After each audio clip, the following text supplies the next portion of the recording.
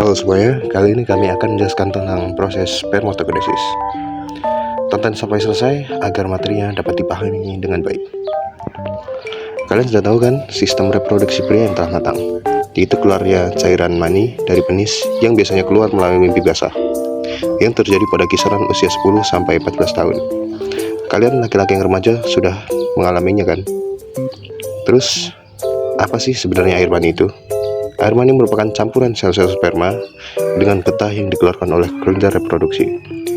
Jadi, kelenjar reproduksi pada laki-laki dibagi menjadi 3, yaitu kelenjar vesicula seminalis, kelenjar prostat, dan kelenjar Cooper. Masing-masing memiliki cairan atau getah dengan fungsinya yang berbeda-beda. Lalu bagaimana sih proses pembentukan sperma itu di awal sistem reproduksi manusia?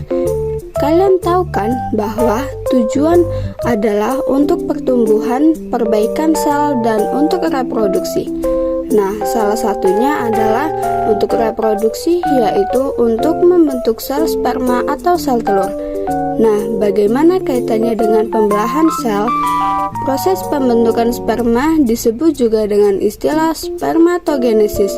Sperma artinya sperma dan genesis adalah proses pembentukan. Proses ini terjadi di dalam tubuh usai mini virus, yaitu saluran panjang yang berkelok-kelok yang membentuk testis. Kedudukan tubuh mini virus dalam testis dapat kalian lihat nih pada gambarnya ya.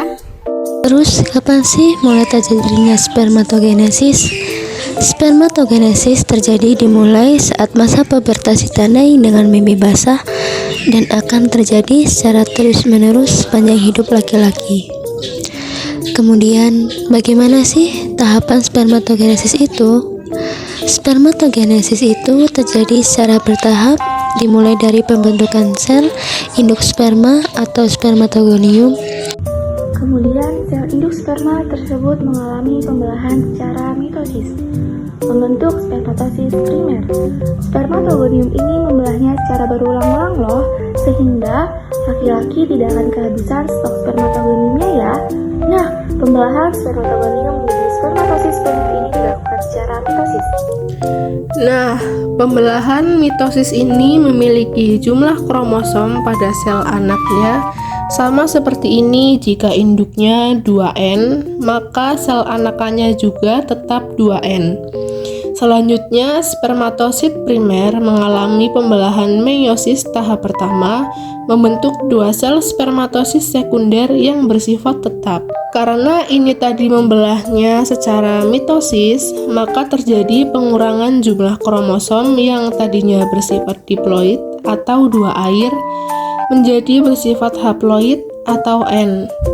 Kemudian, spermatosit sekunder mengalami pembelahan meiosis tahap yang kedua, membentuk spermatik, dan akhirnya spermatid mengalami diferensiasi atau perkembangan sehingga membentuk 4 sel sperma atau spermatozoa yang matang yang memiliki bagian kepala, leher, dan ekor.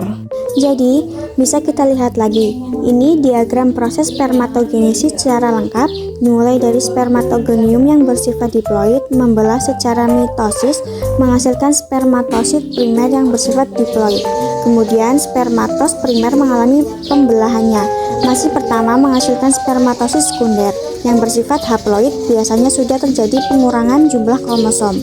Kemudian spermatosit sekunder mengalami pembelahan meiosis kedua, menghasilkan spermatis yang bersifat haploid, dan akhirnya spermatik mengalami perkembangan membentuk spermatozoa yang sudah matang, sehingga hasil akhirnya dari satu spermatogonium menghasilkan 4 buah sperma yang matang dan fertil. Sperma memiliki struktur yang sangat mendukung fungsinya. Sperma memiliki bagian-bagian yang terdiri dari kepala, leher, dan ekor.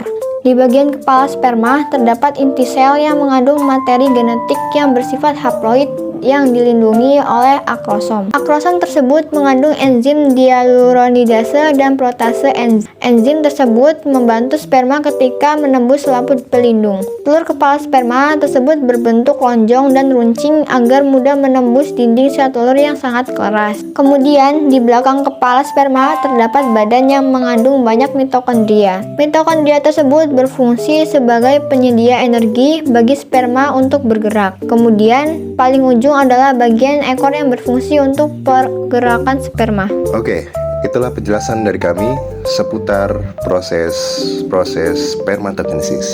Bila ada hal-hal yang kurang jelas atau hal-hal yang ingin ditanyakan, bisa langsung ditanyakan di kolom komentar di bawah.